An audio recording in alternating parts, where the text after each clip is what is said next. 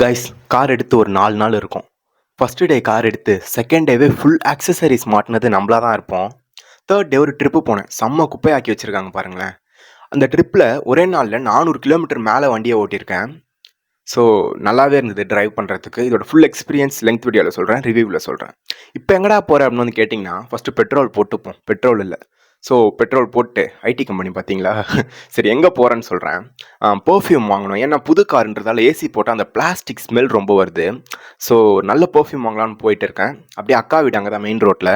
அப்படியே அவங்கள கூப்பிட்டுட்டு எந்த பெர்ஃப்யூம் வாங்கலான்னு போய் பார்த்தா அங்கே நிறைய ஃப்ளேவர் இருந்தது. ஸோ எந்த ஃப்ளேவர் எடுக்கிறதுன்னு சொல்லிட்டு ரொம்ப கன்ஃபியூஸ்டாக இருந்தது. ஃபைனலாக எனக்கு பிடிச்ச பர்பிள் கலர் அதே எடுத்தேன்.